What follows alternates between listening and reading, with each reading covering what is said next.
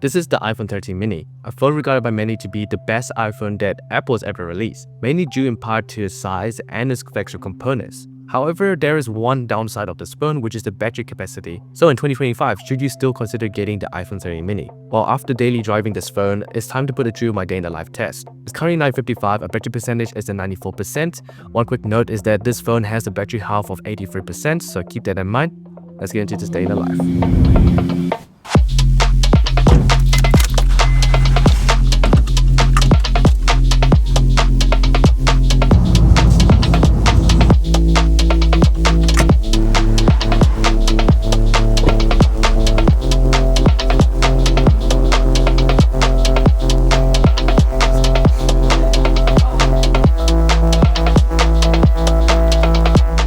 Okay, so we're now at university and it's 11:30, our battery percentage is at 73%. Now let's talk about the display on the iPhone 13 mini. So the iPhone 13 mini is equipped with a 5.4-inch OLED XDR panel, which is pretty much the smallest OLED panel you can find on any modern smartphone.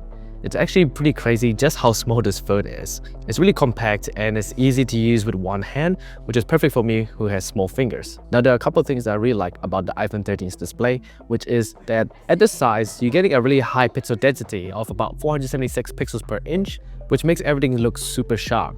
With a Full HD Plus resolution on such a small screen, everything looks really nice. It also has HDR10 and Dolby Vision, so colors do look great. And as usual with iPhones, everything is color accurate.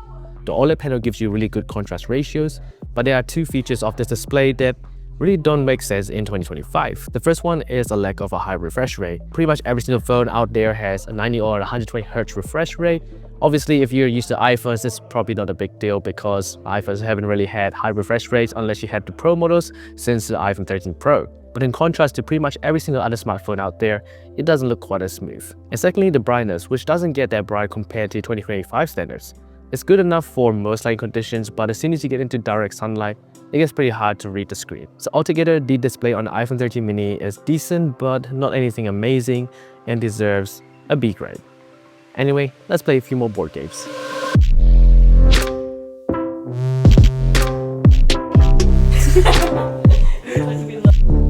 Alright, so we just finished up playing some board games. Now 125, my battery percentage is now at 60%. I quickly want to share with you guys some tools that I use to help me film my videos. I always bring with me a pair of wireless microphones, and these ones from Boya are a game changer. I've always used Boya mics ever since I started creating videos, from my first left mic to a shotgun mic, and now with the Boya Magic Kit, which is their most versatile microphone setup yet. Included in the box is everything you need to capture great audio, and with this transformable stick, it's perfect for every situation. Use the tripod to set it up on the desk, place it on your camera as a shotgun microphone, clip it onto your shirt, or hold it and speak into it. It's the perfect all-in-one solution with a small size and versatility, making it perfect for bringing everywhere while minimizing your gear at the same time. Instead of bringing 4 different types of microphones, the Boya Magic can replace all of them at once. You can also turn on noise cancellation so it isolates your voice and makes it more clear, so everyone can hear your voice much better. With support for USB-C, lightning, and cameras, this one kit can match your everyday need for every situation. If you want to check out the Boya Magic for yourself, check the link in my description. Anyways, time to grab some lunch. Let's get going. Before we get lunch, let's talk about the cameras on the iPhone 13 mini, which are exactly the same as the one on the iPhone 13. A 12 megapixel main wide camera and a 12 megapixel ultra wide lens. And one of the coolest things about the cameras on the 13 series is that they all have sensor shift stabilization, which was only available on the 12 Pro Max from last year, which is pretty crazy that they could fit that in such a small body. Anyway, let's take a few photos and see how they look in 2025. Starting off with the main camera, we get plenty of dynamic range, colors, and well-handled exposure. You can see the blue sky in the background while having Joe's face nicely exposed with these tricky shadows hovering over him. It's still 12 megapixels, but the sharpness and clarity are there. On the ultra-wide lens, we get a really wide field of view with a good dynamic range in colors as well. Images do look over-sharpened as is the norm with ultra-wide lenses, but are pretty consistent with the main camera. Portrait mode also works as you would expect, nothing amazing here. And on the selfies, the results are pretty on par with the ultra-wide lens and look pretty decent. So on the cameras here, we can shoot up to 4K 60, and this is what the video quality looks like. And we can test out the stabilization a bit more over here as well. Pretty cool. Now switching to the 0.5, this is what it looks like, and we're shooting at 4K as well. As with iPhones, you can expect pretty good video quality. Apple's always had a pretty big focus on videography, and you can tell it's pretty good here. In conclusion, the iPhone 13 mini cameras are decent but not the best in 2025. You're not getting any high resolutions, but you are benefiting from that super stable sensor shift stabilization, which is also super handy when it comes to videos. Videos here look pretty good even in 2025. But altogether, the cameras on the iPhone 13 mini deserve a B grade. It's now 151, battery percentage is at 51%. Let's actually get some lunch.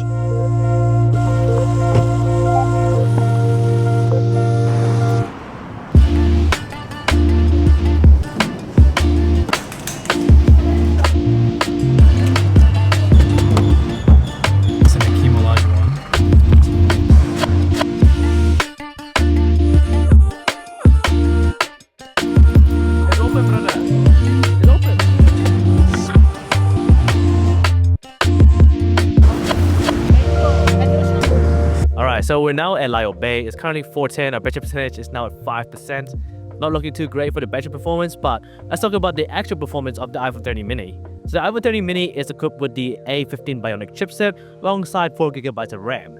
And honestly, performance here has been pretty solid. This phone is pretty snappy, pretty quick and smooth, but the 4GB of RAM is a bit of a bottleneck. If you do a lot of heavy multitasking, once you go back to some apps that you used previously, then they actually start to relaunch, which is a bit annoying. Long-term wise, this might become a bigger issue. Another thing that I would note is that this phone does get pretty warm, especially due to the smaller size, so the heat dissipation isn't that great. So if you do a lot of heavy things at once, or if you're using the phone in pretty hot weather, then you start to notice the phone get pretty warm. But for a 4-year-old phone, the performance here is still rock solid and even better than a lot of low to mid-range phones that you can get on the market currently. So altogether, the performance on the iPhone 13 mini deserves a solid B grade. So that's that on the performance. Hopefully this phone will last a little bit longer. Time to enjoy the view at the beach.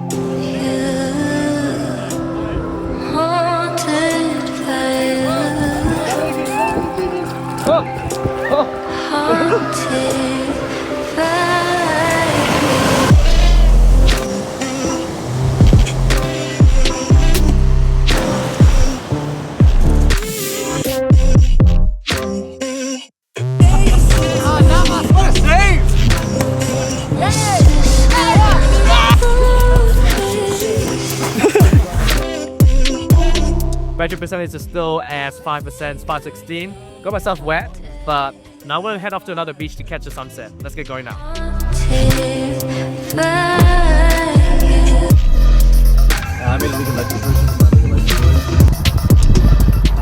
We have now made it to Oriental Bay.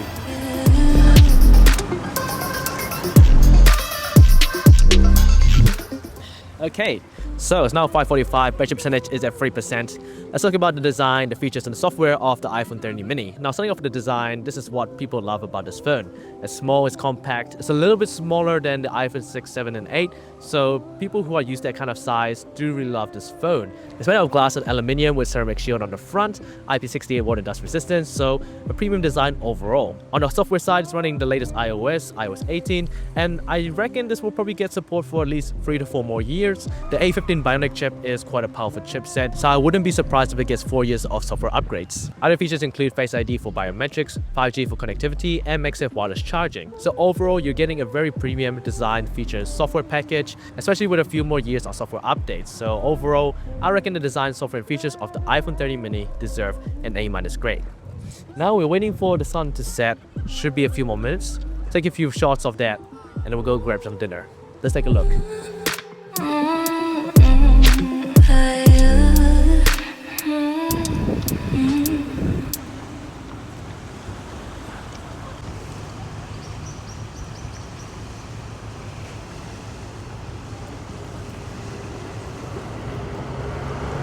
So iPhone 13 mini has just died. I'm going to charge it up. I'm going to note down that it died around this time. It also means it didn't pass my day in the life test, but do keep in mind the battery health is at 83%. So if you do have a higher battery health, then it probably won't die as quickly, but still not super impressive. Anyways, I'm going to head off and get some dinner. Then we'll go home and take a look at the battery performance. Let's get going now.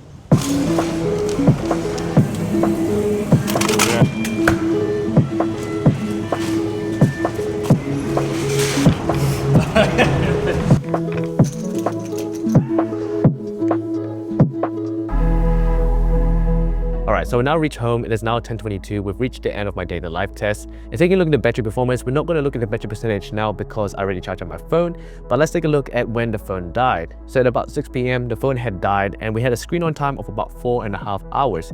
at that time. It's decent enough for light to medium users, so altogether I think the battery performance on this phone deserves a B- grade. Do keep in mind that this phone only has a battery health of 83%, so if you do get a phone with a higher battery health percentage, or if you replace the battery, then you could probably expect more of a B grade rating for the battery performance. Now, wrapping up my thoughts about the iPhone 13 mini, overall this phone gets a 72 out of 100 or a B grade rating. In 2025, this phone is a novelty. It's a small compact flagship that really no other phone can match. However, it is showing its age. The performance isn't as good as it was. The limited RAM is a bit of a bottleneck. The cameras are decent but nothing amazing, and the display is pretty basic. But if all you're after is that Apple experience in a small compact body, then iPhone 13 mini is probably the best phone for you. Anyways, that wraps up this review. I'm Upwards. If you've enjoyed the video, make sure to subscribe to the channel, and I'll see you guys in the next video.